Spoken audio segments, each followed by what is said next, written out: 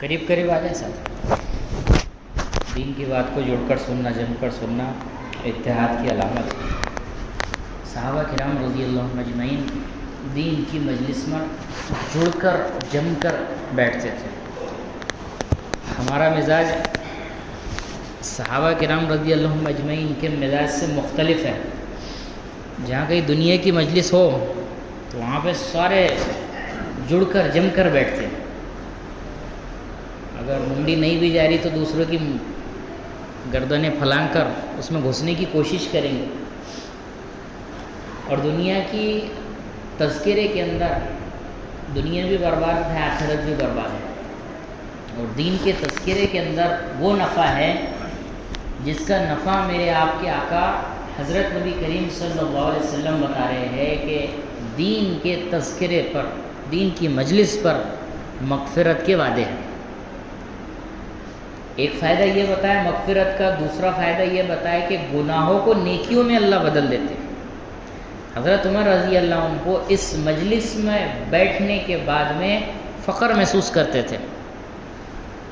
اختتام پر اعلان کرتے تھے کہ میں سب میں زیادہ نیکیوں والا ہو گیا. یقین تھا، کیونکہ یہ کوئی عام آدمی کی بولی ہوئی بات نہیں ہے. یہ جس کے صدقے میں پورے کائنات کو وجود بخشا گیا، ایسے حضرت محمد صلی اللہ علیہ وسلم کی بولی ہوئی بات ہے جس کے بارے میں کوئی چو چرا نہیں کر سکتا. کہ جب اللہ کے نبی نے بول دیا کہ دین کی مجلس کے اختتام پر اللہ گناہوں کو نیکیوں میں بدل دیتا ہے، تو اس یقین کے ساتھ میں بیٹھیں گے اللہ تعالیٰ گناہوں کو نیکیوں کے اندر بدلیں گا. یہ کل قیامت کے دن اس مجلس میں بیٹھنے کے بعد میں یہ نیکیاں اس کے سامنے لائے جائیں گے. یہ خود حیرت میں پڑے نا کہ میں نے تو اتنی نیکیاں کرا نہیں، تو پھر یہ آئے کہاں سے؟ تو اس کے ہر سوال کا جواب اس کو دیا جائے گا کہ تو فلاں فلاں مجلس کے اندر بیٹھا تھا اور اس مجلس کے اختتام پر ہم نے وعدہ کیا تھا کہ ہم گناہوں کو نیکیوں میں بدلیں گے. تو میرے دوستو اس وقت افسوس کریں گا کہ دوسری بھی مجلسیں ہوتی تھیں، میں مجلس کو پیٹ دکھا کے جایا کرتا ہوں. خیر اللہ تعالیٰ مجھے اور آپ کو اس کا یقین نصیب کرے کہ جہاں پر بھی مجلس لگے ہم جڑ کر جم کر بیٹھنے کی کوشش کریں. اور دین کی بات کو ٹیک لگا کے سننا تکبر کی علامت ہے. کوئی اگر عذر ہے بیماری کا تو شریعت نے گنجائش دے رکھی ہے، لیکن اگر عذر نہیں ہے، بغیر عذر کے ٹیک لگا کر بیٹھے ہیں، تو علماء نے فرمایا تکبر کی علامت ہے دین کے بات کو ٹیک لگا کر سننا. اور تکبر کرنے والے کو عمل کی توفیق نہیں ملتی. تکبر کرنے والا اللہ کے نبی صلی اللہ علیہ وسلم کی حدیث کا مفہوم ہے کہ جنت کی خوشبو بھی نہیں سونگھ سکتا. اللہ میری آپ کی حفاظت فرمائے. میرے دوستو اللہ تعالیٰ کا اس دنیا کے اندر ایک اٹل قانون ہے. کچھ طبقے اللہ نے بنائے ہیں، کچھ طبقے انسانوں نے بنائے. دنیا والوں نے یہ طبقے بنائے ہیں کہ ہمارے حالات کو دیکھ کر، ہمارے کاروبار کو دیکھ کر، ہماری ڈگریوں کو، ہمارے خاندان کو دیکھ کر دنیا والوں نے طبقے بنائے کہ یہ بڑا آدمی ہے. اب بڑا آدمی اس کو اس لیے کہہ رہے ہیں کہ اس کا گھر بڑا ہے، اس کا کاروبار بڑا ہے، یہ حکومت والا ہے، یہ ڈگری والا ہے، تو یہ بڑا آدمی ہو گیا. دوسرا طبقہ بنایا درمیانہ آدمی کہ اس کا بڑے گھر سے تھوڑا چھوٹا گھر ہے، اس کے پاس ٹو ویلر ہے، تو یہ درمیانہ آدمی. اور ایک ہے چھوٹا آدمی کہ یہ مزدوری کرتا، اس کے پاس میں گاڑی بھی نہیں ہے، رہنے کے واسطے گھر بھی نہیں ہے، بھاڑے کے گھر میں رہتا، یہ ہو گیا چھوٹا آدمی. ہم اپنے عقل کے حساب سے، ہماری سوچ کے حساب سے فیصلے کرتے ہیں، جبکہ ہماری سوچ بھی ناقص ہے، ہماری عقل بھی ناقص ہے. اللہ تعالیٰ کی سوچ کامل، عقل کامل، علم کامل، اتنا دیکھنے میں کامل کہ آگے دیکھتا تو پیچھے سے غافل نہیں، پیچھے دیکھتا تو آگے سے غافل نہیں، اوپر دیکھتا تو نیچے سے غافل نہیں، ہر چیز کو دیکھنے والا. اتنا دیکھنے میں طاقتور ہے کہ کالی رات، کالا پہاڑ، کالی چونٹی، کالا پتھر، چار اندھیرے اکٹھے، تو اللہ تعالیٰ عرش پر ہے، یہ زمین پر رینگ رہی. دنیا میں سب سے تیز رفتار اگر کوئی سواری ہے تو وہ انسان کی سوچ ہے. ایک پل میں یہاں پر رہتی، اگلے پل میں عرش پر پہنچ جاتی. تو سوچ بھی وہاں تک نہ جائے، اللہ تک سوچ بھی نہ پہنچ سکے، تو میرے دوستو وہ اتنے دور ہے، یہ اتنے زمین پر رہ رہی. تو اللہ تعالیٰ حدیث کے اندر آتا ہے چونٹی کو دیکھنے کا دعویٰ نہیں کر رہا، اس چونٹی کے ٹانگوں سے جو پتھر پر لکیر پڑ رہی ہے، اللہ کہتا ہے تیرا رب وہ نشان دیکھ رہا ہے، اتنا دیکھنے میں کامل۔ تو جو طبقے ہم نے بتائے ہیں اللہ تعالیٰ کے نزدیک وہ طبقے کی کوئی حیثیت نہیں ہے، وہ طبقے کی کوئی حیثیت نہیں ہے۔ اگر ہمارے طبقے جو ہم نے طے کرے، یہ بڑا آدمی ہے، یہ چھوٹا آدمی ہے، یہ درمیانہ آدمی ہے، اگر ہمارے طبقے صحیح قرار دیے جائے تو اس کی زد میں سب سے پہلے وہ آتا ہے جس سے بڑا کوئی ہے ہی نہیں، جس کے صدقے میں اللہ نے پورے کائنات کو وجود بخشا۔ ایسے نبی میرے دوستو جن کے بارے میں آتا ہے کہ اگر محمد صلی اللہ علیہ وسلم کو بنانے کا ارادہ نہ ہوتا تو کائنات کی کسی چیز کو نہیں بناتا۔ میرے دوستو ایسے نبی زندگی ایسی گزرنی کہ 2 مہینے تک کے چولہا نہیں جل رہا، گدھے کی سواری ہو رہی ہے، پیدل سواری ہو رہی ہے، اور گندی پڑی کھجوریں اٹھا کے کھائی جا رہی ہے۔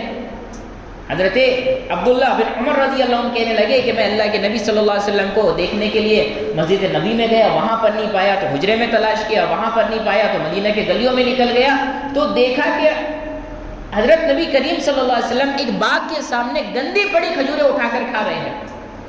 اللہ کے نبی صلی اللہ علیہ وسلم نے جو حضرت عبداللہ کو دیکھا تو کہا کہ عبداللہ تو بھی کھا لے۔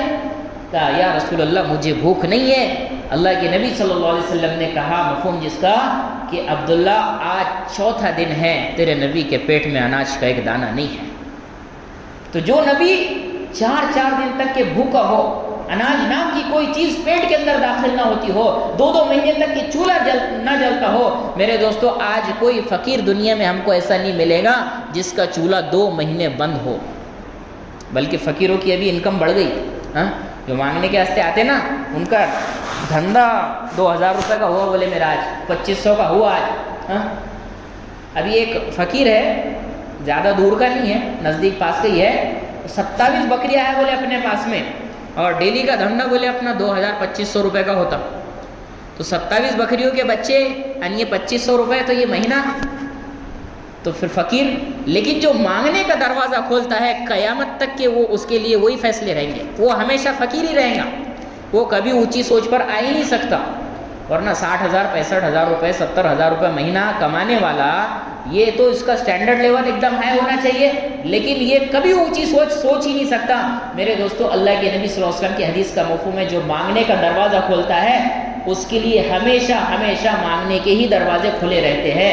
میرے دوستو اللہ نے جو قانون بنائے ہیں، بڑا آدمی چھوٹا آدمی درمیانہ آدمی، تو اللہ کے نزدیک بڑا آدمی وہ ہے جو تقوی والا ہے، اور اللہ کے نزدیک بڑا آدمی بنتا ہے بڑے عمل کرنے سے۔ اور بڑے عمل اگر تلاش کرنے کو ہم نکلے تو میرے دوستو آدمی اپنے اپنے ذہن کے حساب سے فیصلے کرے گا کہ کوئی کہے گا نماز پڑھ لو وہ اچھا عمل ہے، بڑا عمل ہے، کوئی کہے گا ذکر کر لو وہ بڑا عمل ہے، کوئی کہے گا حج کا کر لو وہ بھی بڑا عمل ہے، کوئی کہے گا کہ بھئی اسپتال بنا لو، غریبوں کے لیے مسافر خانے بنا لو، وہ کنویں کھدوا دو، مسجد کے اندر بور کروا دو، یہ بڑا عمل ہے۔ تو میرے دوستو اللہ تعالیٰ نے وہ چیز بھی ہمارے حوالے نہیں کیا، اپنے حبیب صلی اللہ علیہ وسلم پر جو قرآن اتارا ہے اس قرآن کے اندر اللہ تعالیٰ کہہ رہا ہے وَمَنْ أَحْسَنُ قَوْلًا مِمَّنْ دَعَا إِلَى اللَّهِ۔ اللہ تعالیٰ کہہ رہا ہے اس کے اندر مفہوم جس کا کہ اس سے بہتر کس کی بات ہو سکتی ہے جو اللہ کے بندوں کو اللہ کی طرف بلائے۔ میرے دوستو یہ اللہ کی طرف بلانا یہ سب سے بڑی چیز ہے۔ اللہ کی طرف بلانا، اگر اس سے چھوٹی کوئی چیز ہوتی میرے دوست، اس سے بڑی کوئی چیز ہوتی تو اللہ تعالیٰ اپنے سارے کے سارے نبیوں کو وہ چیز دیتا۔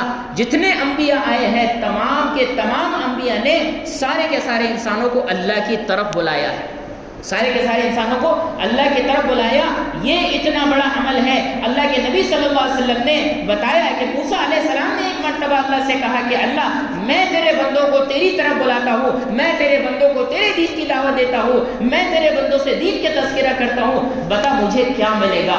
موسیٰ علیہ السلام کو اللہ تعالیٰ نے کہا تھا مفہوم جس کا کہ موسیٰ تیرے ہر بول کے بدلے 1 سال کی عبادت کا ثواب ہے، ہر بول کے اوپر 1 سال کی عبادت کا ثواب۔ تو میرے دوستو جب موسیٰ علیہ السلام کو یہ بتایا گیا کہ ایک نبی آنے والے ہیں اور وہ نبی کی امت دعوت کا کام کرے گی، تو میرے دوستو اللہ کے نبی صلی اللہ علیہ وسلم کی امت جو امت محمدیہ ہے، اس امت محمدیہ کی تعریف اللہ تعالیٰ قرآن کے اندر فرما رہے ہیں، اور وہ تعریف موسیٰ علیہ السلام کو بھی بتائی گئی۔ موسیٰ علیہ السلام لالچ کے اندر پڑ گئے اور اللہ سے کہنے لگی یا اللہ یہ امت مجھے دے دے۔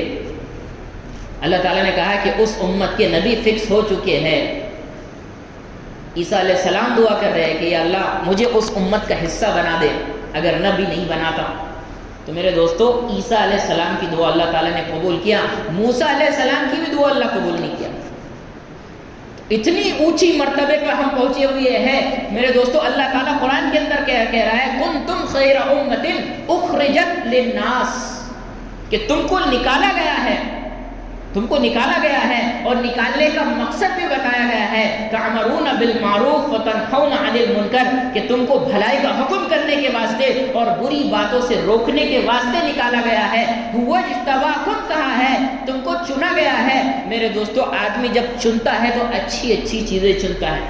کوئی آدمی لہسن چنے, کوئی آدمی فروٹ چنے, کوئی آدمی کوئی بھی چیز چنے, تو آدمی چنتا اسی لیے ہے کہ اس کو اچھا چیز چننا ہے. تو اللہ کا انتخاب ہے, اللہ کا چننا ہے. تو میرے دوستو ساری کی ساری انسانیت کے اندر سے اللہ تعالیٰ نے ہم کو چنا ہے اور چننے کے بعد میں ہمارا کام بتایا ہے. میرے دوستو یہ بہت بڑی امت ہے, اتنی مرتبے والی امت ہے کہ جب تک یہ جنت کے اندر داخل نہیں ہوگی کسی بھی امت کا جنت کے اندر داخلہ حرام ہے. یہ اتنی بڑے اونچے مرتبے والی ہے. پچھلی قوموں کے لیے قانون الگ تھے, ہمارے لیے قانون الگ ہے. پچھلی قوموں کے لیے مسجد کے اندر جا کر عبادت کرنا تھا, ہمارے لیے ساری دنیا کو مسجد بنا, ساری زمین کو پاک کر دیا گیا. ان کی توبہ پر ان کا قتل تھا, ہماری توبہ پر اللہ معاف کرے گا. میرے دوستو زمین سے لے کر آسمان تک آدمی گناہ کرتے کرتے کرتے کرتے آسمان تک ٹکا دے. اتنے گناہ کرنے کے بعد میں زبان سے 2 بول توبہ کے اگر نکالتا ہے تو میرے دوستو اللہ تعالیٰ کہتا ہے کہ میں معاف کر دوں گا, میں معاف کر دوں گا. اللہ اتنا رحیم ہے, کریم ہے اس امت کے لیے. میرے دوستو موسیٰ علیہ السلام کے دور میں ایک جب قحط پڑ گیا تو موسیٰ علیہ السلام نے کے پاس میں جب ان کی قوم آئی, دعا کی نماز اس کے بارش کے واسطے, تو بارش کے واسطے دعا کی, سورج اور تیز ہو گئے. یہ کلیم تھے, اللہ تعالیٰ سے کہنے لگی یا اللہ ہم نے تو بارش کے واسطے دعا کی ہے اور آپ نے بجائے بارش برسانے کے دھوپ کو اور تیز کر دیا. تو اللہ تعالیٰ نے کہا کہ موسیٰ اس مجلس کے اندر 40 سال سے میرا ایک نافرمان ہے, جب تک کہ یہ مجلس میں رہے گا میں تمہاری دعا قبول نہیں کروں گا. موسیٰ علیہ السلام نے اعلان کیا کہ ایسا اگر آدمی ہے کوئی جو 40 سال سے اللہ کی نافرمانی کر رہا تو وہ مجلس کو چھوڑ دے, جب تک کہ وہ مجلس کے اندر رہے گا اللہ بارش کو نہیں برسائیں گے. اللہ کہہ رہے ہیں. اب وہ جانتا تھا کہ میں 40 سال کا گناہ گار ہوں اور میں جب تک کہ مجلس کے اندر رہوں گا دعا قبول نہیں ہوگی. تو اللہ سے دل کے اندر فریاد کرنے لگا کہ 40 سال اللہ تو نے میرے گناہوں کو چھپا کے رکھا, آج اگر اٹھتا ہوں تو ساری انسانیت کے اندر ذلیل ہو جاتا ہوں, اگر اٹھتا نہیں تو تیری رحمت نہیں برسے گی. یا اللہ اب تک کے چھپایا اب بھی چھپا لے, میں توبہ کرتا ہوں. تو میرے دوستو اس کے توبہ کے بول زبان سے نکلے اور ادھر اللہ نے بارش کو برسانا شروع کر دیا. موسیٰ علیہ السلام کی قوم نے موسیٰ علیہ السلام سے پوچھا, موسیٰ تم تو کہہ رہے تھے کہ کوئی اٹھ کے نہیں جائے گا جب تک کہ بارش نہیں ہوگی, یہاں سے کوئی اٹھ کے نہیں گیا اور اللہ نے بارش برسا دی, یہ کیا ماجرا ہے؟ موسیٰ علیہ السلام نے جب پوچھے اللہ سے کہ یہ کیا ماجرا ہے, کہا کہ جس کی وجہ سے روکی تھی اسی کے طوفان میں برسا دی. جب وہ نافرمان تھا ہم نے بارش کو روک دیا تھا, اب اس نے ہم سے صلح کر لی, ہم نے بارش کو برسا دیا. تو جو اللہ موسیٰ علیہ السلام کی قوم کے ساتھ میں بنی اسرائیل کے ساتھ میں اتنا رحیم کریم ہو سکتا ہے تو وہ اس امت محمدیہ کے ساتھ میں کیا معاملہ کرے گا؟ میرے دوستو اس اللہ کو پہچاننا, اس اللہ کو راضی کرنا, یہ 2 ذمہ داریاں اللہ تعالی نے ہمارے پیچھے لگائی ہے. اللہ کو پہچاننا ہے اور اللہ کو راضی کرنا ہے. ابھی تک اللہ کی پہچان نہیں ہوئی ہے. اللہ کتنی طاقت والا ہے, کیسا پالنے والا ہے, کیسی قدرت والا ہے. میرے دوستو جو اللہ ماں کے پیٹ کے اندر پال کے بتا دے وہ دنیا کے پیٹ کے اندر کیوں نہیں پال سکتا؟ کوئی آدمی پانی کے اندر نہیں رہ سکتا. اگر پانی کے اندر کوئی آدمی ڈوب جائے تو 1 minute 2 minute 4 minute 5 minute 10 minute اس کے اوپر نہیں رہ سکتا, مر جائے گا. اللہ تعالیٰ ایسی قدرت بتا رہے ہیں کہ جہاں پر 4 مہینے کے بعد میں زندگی کا نظام شروع ہو جاتا ہے, 5 مہینے اللہ تعالیٰ پانی کے اندر رکھ رہا ہے. ماں کے پیٹ کے اندر پانی رہتا ہے, اس ماں کے پیٹ کے اندر اللہ نے 5 مہینے رکھ کے بتایا. اتنی قدرت والا کہ وہ 5 مہینے رکھنے کے بعد بھی صحیح سلامت ہے, کوئی بچہ مرا نہیں. ایسی قدرت والا ہے جو ماں کے پیٹ کے اندر پانی کے اندر پال کے بتا رہا ہے. ایسا کوئی تصویر بنانے والا ہم کو نہیں ملے گا جو پانی پر تصویر بنا دے۔ ہم نے بہت سارے مصور دیکھے ہوں گے، کسی نے درخت پر تصویر بنا دی، کسی نے کاغذ پر، کسی نے پتھر پر، لیکن ایسا کوئی مائیکل آج تک کے پیدا نہیں ہوا کہ جو پانی پر تصویر بنا دے۔ اللہ تعالیٰ ایسا مصور ہے کہ پانی پر تصویر بنا رہا ہے اور جس کے پیٹ کے اندر بن رہی ہے اس کو بھی نہیں معلوم لڑکا بن رہا ہے کہ لڑکی بن رہی ہے۔ ایسی طاقت والا ہے، ایسا پالنے والا ہے، ایسا کھلانے والا ہے، ہاں ایسا بارش برسانے والا ہے۔ اس اللہ کو پہچاننا اور دوسری ذمہ داری اس کو راضی کرنا۔ میرے دوستو، اللہ کا تعارف زندگی کے اندر تب آئے گا، اللہ کا تعارف اس دل کے اندر تب آئے گا جب اللہ کی قدرت ہم بولنا شروع کریں گے۔ اللہ کی قدرت ہم نے نہیں بولے، آج میں آپ بولتے ہیں، دنیا کو بولتے ہیں کہ ہماری ڈگری کے ذریعے سے ہم اتنا کماتے ہیں، ہماری دکان کے ذریعے سے اتنا منافع ہوتا ہے، ہمارے کھیت کے ذریعے سے اتنا غلہ ہم کو ملتا ہے، ہمارے کاروبار کے ذریعے سے ہم کو اتنا منافع ملتا ہے۔ یہ دنیا کے تذکرے، یہ دنیا کے تذکروں کی وجہ سے دنیا کی حقیقت میرے آپ کے دل کے اندر گھر کر چکی ہے۔ اللہ کی تذکرے آج بند ہو چکی ہیں اور اللہ کے تذکرے بند ہوئے ہیں، اس لیے اللہ کا یقین دل سے نکل گیا کہ اللہ کرنے والا ہے، اللہ پالنے والا ہے۔ بار بار اللہ تعالیٰ نے قرآن کے اندر کہا کہ تیرا رب کرتا ہے، تیرا رب کرتا ہے، تیرا رب کرتا ہے۔ یہ بار بار بولنا اسی لیے ہے کہ جو چیز بار بار بولی جاتی وہ دل پر اثر کرتی۔ میرے دوستو، آج زبان کا بول جو صحابہ کرام رضی اللہ عنہم اجمعین نے 13 سال بولے تھے کہ اللہ کرتا ہے، 13 سال کے بعد میں دل کے اندر وہ بول اترا کہ کرنے والی ذات اللہ کی ہے۔ جب وہ کرنے والی ذات اللہ کی دل کے اندر اتری ہے، تب جا کے حضرت سعد بن ابی وقاص رضی اللہ عنہ دریا کو دیکھ کہہ رہے ہیں کہ یہ دریا ہم کو نہیں ڈبا سکتا، یہ قطرہ ہم کو نہیں ڈبا سکتا۔ میرے دوستو، اتنا بڑا ٹھاٹے مارتا وہ دریا کو قطرہ کہنا، یہ تب جا کے بولے ہیں جب اللہ کی بڑائی دل کے اندر ہوئی ہے، اللہ کی بڑائی دل کے اندر اتری ہے، تب جا کے اتنا بڑا دریا ان کے سامنے قطرہ نظر آ رہا تھا۔ میرے دوستو وہ اللہ کو پہچاننا، صحابہ کرام رضی اللہ عنہم اجمعین نے اللہ کے نبی صلی اللہ علیہ وسلم کی صحبت میں رہ کے 13 سال اللہ اللہ اللہ اللہ بولا ہے۔ اس کے بعد میں جب دل کے اندر اللہ کی بڑائی اتری ہے کہ کرنے والا اللہ ہے، اور یہ دل کے اندر ان کے اندر یہ بات اتری ہے کہ ہم کو اللہ کی غلامی کرنا ہے، اور اللہ کی غلامی کے اندر ظاہری اعتبار سے، باطنی اعتبار سے اپنے آپ کو لا کے کھڑا کر دیے، تو پھر اللہ تعالیٰ نے وہ کیا جو یہ چاہتے تھے۔ اللہ تعالیٰ حدیث قدسی کے اندر فرماتا ہے کہ میرے بندے، کچھ تیری چاہت ہے، کچھ میری چاہت ہے، ہوگا وہی جو میری چاہت ہے۔ آدمی کتنے بھی پیر پٹک لے کہ میں یہ کر لوں وہ کر لوں، لیکن اگر اللہ نے نقصان کا طے کر لیا، اس نقصان کو کوئی نہیں بچا سکتا۔ میرے دوستو، اللہ نے اگر نفع کے فیصلے کر لیا، اس نفع کو کوئی نہیں بدل سکتا۔ اللہ نے اگر ذلت کے فیصلے کر دیا تو کوئی عزت نہیں دے سکتا۔ اللہ نے عدل کے فیصلے کر لیا تو کوئی جنگ نہیں لڑ سکتا۔ اگر اللہ تعالیٰ نے جنگ کے فیصلے کر لیا تو کوئی عدل نہیں کر سکتا۔ یہ اللہ کا یقین صحابہ کرام رضی اللہ عنہم اجمعین کے دل کے اندر تھا۔ تو میرے دوستو، ساری کائنات کی چیزیں ان کی ماننے کے لیے تیار تھی۔ آج میں آپ اللہ کی نہیں مانتے، اس لیے ساری کائنات ہماری مخالفت ہو گئی، بارش بے وقت ہو گئی۔ موسیٰ علیہ السلام نے اللہ تعالیٰ سے کہا، یا اللہ تیری ناراضگی کی علامت تو بتا۔ تو موسیٰ علیہ السلام کو اللہ تعالیٰ نے کہا کہ بارشوں کو بے وقت کر دیتا ہوں۔ دوسری علامت حکومت ظالموں کو دے دیتا ہوں۔ تیسری علامت مال بخیلوں کو دے دیتا ہوں۔ اب یہ تینوں علامتیں آج ہمارے اندر غور کر کے دیکھیں کہ حکومت کس کے پاس ہے، بارش کتنا وقت پہ آ رہی ہے، اور مال کس کے پاس ہے۔ وہ کسی کے پاس 10 کروڑ کی پراپرٹی ہے، اس کو بولے کہ یہ مسجد کا کام شروع ہے، کچھ دیتے کیا؟ 2 پوتے سیمنٹ کے لکھ لو نا آپ نے۔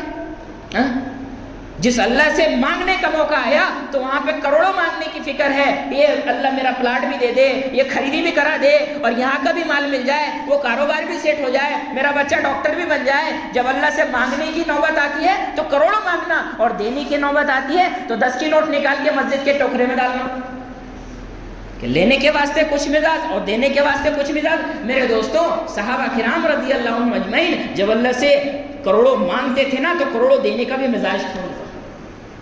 کروڑوں جب مانگتے تھے تو کروڑوں دینے کا بھی مزاج تھا۔ حضرت حسن، حضرت حسین، حضرت عبداللہ بن جعفر حج کے لیے جا رہے، حج پہ جاتے جاتے ان کے سواری کے جو اونٹ تھے وہ گم ہو گئے، اور گم ہونے کے بعد میں ایک بڑھیا کی جھوپڑی ملی۔ کہا کہ ہم ہاشمی لوگ ہیں، حج کو جا رہے تھے، ہمارا راستہ بھٹک گئے، ہماری سواریاں گم ہو گئی۔ تو کہا کہ تمہارے پاس کچھ ہو تو ہم کو کھلا دو۔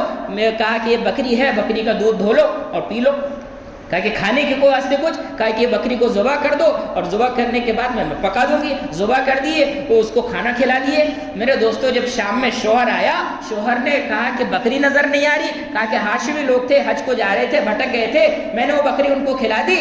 تو شوہر ناراض ہوا, لیکن یہ جانتے تھے یہ بڑھیا نے ہم پر احسان کیا. کئی دن کے بعد میں جب یہ فاقے سے تنگ آ کر مدینہ کے اندر داخل ہوئے, مدینہ کے اندر وہ کچھ مزدوری کر رہے تھے, تو یہ تینوں نے پہچان لی حضرت حسین.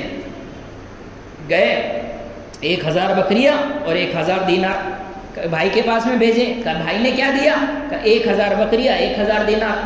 اس نے بھی 1000 بکریاں 1000 دینار دے دیے. کہا کہ عبداللہ کے پاس میں بھیجو. عبداللہ کے پاس میں جب گئے تو کہا کہ انہوں نے کیا دیا؟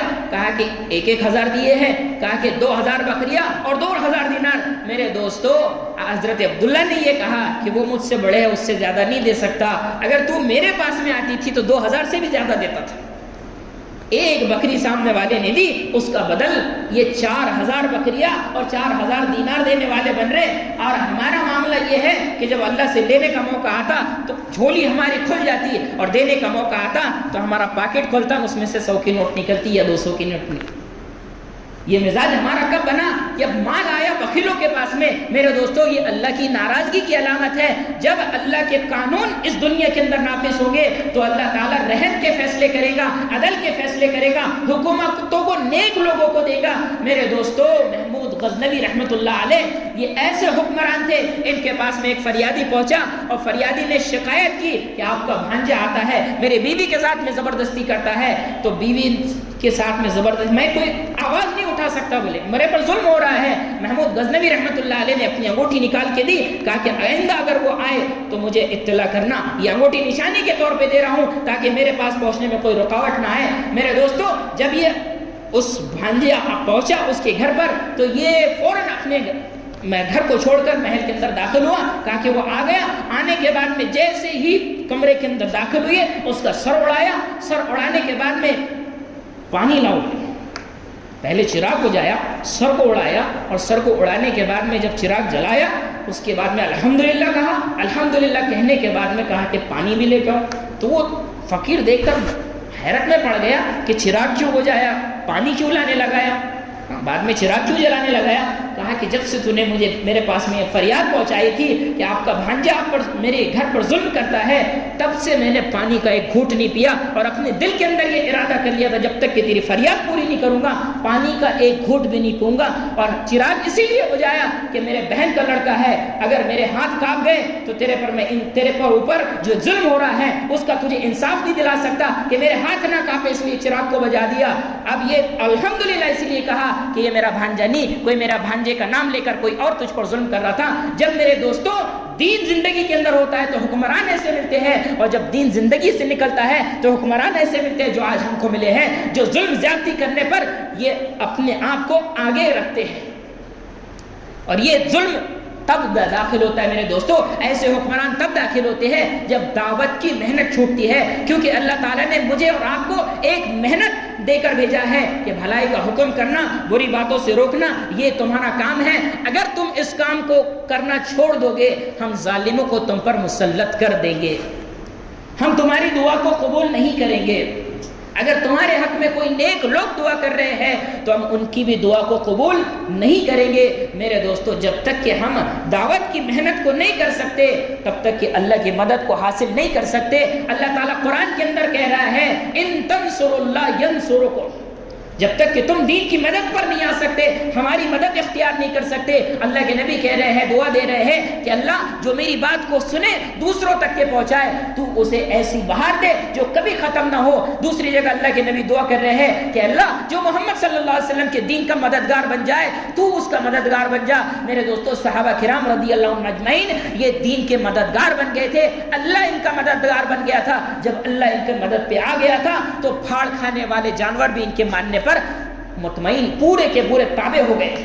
پھاڑ کھانے والے جانور جنگل کے اندر اعلان کر رہے ہیں کہ ہم اصحاب رسول ہیں اور اللہ کے دین کی محنت کے واسطے آئے ہیں. 3 دن کا موقع تم کو دیتے ہیں کہ جنگل خالی کرو. اگر 3 دن کے بعد ہم کو کوئی نظر آئے گا اس کو ہم ذبح کر دیں گے. تو سارے کے سارے بستی والوں نے دیکھا کہ شیر اپنے بچوں کو لے کر نکل رہا ہے, چیتا اپنے بچوں کو لے کر نکل رہا ہے, وہ اژدھا اپنے بچوں کو لے کے نکل رہا ہے. صحابہ کے اعلان کی 1400 سال بعد آج وہ اعلان کی ایسی حیت اس جنگل کے اوپر ہے کہ آج تک کے میرے دوستو کوئی تکلیف دینے والا جانور اس جنگل کے اندر داخل نہیں.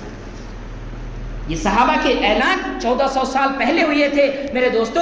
اس اعلان کی قدر جانوروں کے اندر بھی اللہ تعالیٰ نے ایسی داخل کی کہ کوئی تکلیف دینے والا جانور وہاں پر آج تک کے داخل نہیں ہوا. میرے دوستو یہ اعلان کرنے والے کوئی فرشتے نہیں تھے, یہ اعلان کرنے والے میرے جیسے آپ کے جیسے انسان تھے.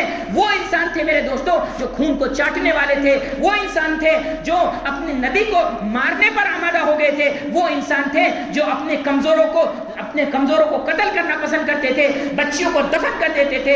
ایسے انسانوں نے جب ایمان کی محنت کو اپنایا, ایسے انسانوں نے جب دعوت کی محنت کو قریب کی, ایسے انسانوں نے جب اللہ کے نبی صلی اللہ علیہ وسلم کے دین کا ساتھ دیے, تو میرے دوستو ایسے انسانوں کے نام رکھنا آج ہم شرف سمجھتے ہیں. اور جس نے نہیں مانا تو قیامت تک میرے دوستو اپنی ذلت بھی دیکھے گا. اللہ کے نبی صلی اللہ علیہ وسلم کے صحابہ جو قیمتی بنے وہ دعوت کی محنت کے ذریعے سے بنے. اللہ کے نبی صلی اللہ علیہ وسلم کے صحابہ جو مقرب بنے وہ دعوت کی محنت کے ذریعے سے بنے. دعوت کی محنت ایک اعلان اللہ کے نبی صلی اللہ علیہ وسلم نے حجۃ الوداع میں کیا ہے, اور وہ اعلان یہ تھا جس کا مفہوم ہے کہ جو یہاں پر حاضرین ہیں غائبین تک کے پہنچا دے. تو میرے دوستو اس اعلان کا صحابہ پر یہ اثر ہوا کہ جہاں جس سمت کی سواریاں تھی اس سمت پر اپنی سواریوں کو ڈال کر اسی ملک کی طرف چلے گئے. اور نکلنا کوئی 4 مہینے کے واسطے نہیں تھا, کوئی 3 دن کے واسطے نہیں تھا, اور کوئی عشرے کے واسطے نہیں تھا, کوئی 5 مہینے کے واسطے نہیں تھا. نکلنا ایک مقصد کے ساتھ میں تھا, یا تو اللہ کا دین بلند ہوگا یا ہمارے قبریں بنے گی. پورے مکہ یا مدینہ میں میرے دوستو اگر وہ قبروں کو جمع کیا جائے تو میرے دوستو امام مالک رحمۃ اللہ علیہ کے قول کے مطابق 10 یا 12 ہزار قبریں مکہ مدینہ کے اندر ملتی ہیں. پورے دنیا کے اندر صحابہ کی قبریں ملتی ہیں. یہ پورے دنیا کے اندر صحابہ کی قبریں پھیلی ہے. وہ کسی کاروبار کے لالچ کے اندر نہیں, کسی کھیت کی لالچ کے اندر نہیں, کسی حکومت کے لالچ کے اندر نہیں. اللہ کا دین بلند کرنے کے لیے نکلے تھے اور اللہ کا دین بلند کر کے دکھا دیے. میرے دوستو وہ جب اللہ کا دین بلند کرنے کے لیے نکلے تھے تو ان تنصروا اللہ ینصرکم کی آیت ان کے ساتھ جڑ گئی تھی کہ تم دین کی مدد کرو ہم تمہاری مدد کریں گے. دریا مدد کرنے کے لیے تیار, جنگل کے جانور مدد کرنے کے لیے تیار, آسمان سننے کے لیے تیار, پیڑ پودے سننے کے لیے تیار, سورج سننے کے لیے تیار, ساری کائنات سننے کے لیے تیار. میرے دوستو آج ہمارا گھر کا بچہ بھی سننے کے لیے تیار نہیں ہے. وجہ واحد یہ ہے کہ میں نے آپ نے اس محنت کو چھوڑا ہے جس محنت کو اللہ کرنے کے لیے کہہ رہا ہے, جس محنت کو نبی صلی اللہ علیہ وسلم لے کر آئے تھے, اس محنت کو میں نے آپ نے چھوڑ چکا ہے. اس لیے دنیا کی ساری ذلتیں ہم اپنی آنکھوں سے دیکھ رہے ہیں. اور اسی ذلت کے اندر اگر مرنا ہے تو محنت چھوڑ دو. اور اگر اس ذلت کو چھوڑ کر عزت والے بننا چاہتے ہو, اس ذلت کو چھوڑ کر اللہ کے نزدیک مقرب بننا چاہتے ہو, تو میرے دوستو اللہ کے دین کو قبول کر لو اور اللہ کے دین کو اختیار کر لو, اللہ کے دین کی مدد کو اختیار کر لو. میرے دوستو اللہ اس دنیا کے اندر بھی کامیاب کر کے بتائے گا, اور آخرت والی جو زندگی ہے جو لامحدود ہے اس زندگی کے اندر بھی اللہ کامیاب کر کے بتائے گا. اللہ کا ضابطہ ہے میرے دوستو کہ تم مدد کرو میں تمہاری مدد کروں گا. اللہ نعوذ باللہ وعدہ خلاف نہیں ہے. میں نے آپ نے اس کی مدد کو روک رکھا ہے. ہم آج بھی مدد کے لیے تیار ہو جائے. میرے دوستو اللہ محتاج نہیں ہے. اللہ چاہے تو جانوروں سے کام کر لے کے بتا دے, اور اللہ تعالیٰ نے جانوروں سے کام لے کر بتایا ہے.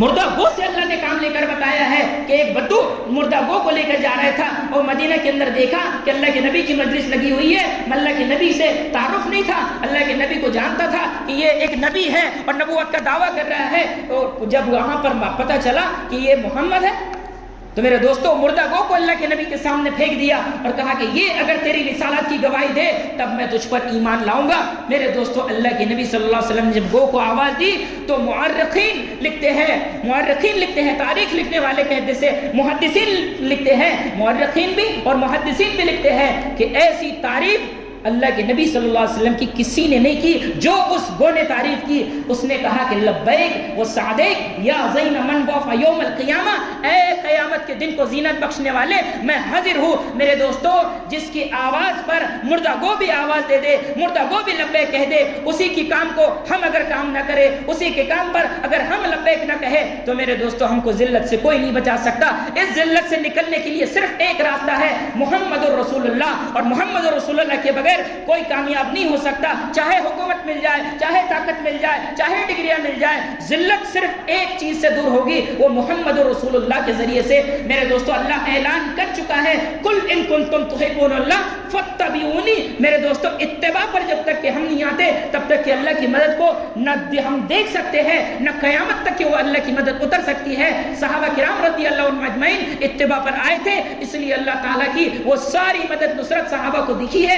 آج بھی اگر ہم اللہ کے نبی صلی اللہ علیہ وسلم کی اتباع پر آ جائے تو اللہ کہہ رہا ہے یحببکم اللہ، کہ میں ان سے محبت کروں گا. اور جب اللہ کسی سے محبت کر لیتا ہے اسے دنیا والا کوئی پریشان کر نہیں سکتا. اس لیے میرے دوستو نیت کرو، ارادہ کرو کہ اللہ کے نبی صلی اللہ علیہ وسلم کے اتباع میں آئیں گے، دعوت کی محنت کے اندر جڑیں گے اور اس کو اپنا مقصد بنائیں گے. کریں گے ساتھی؟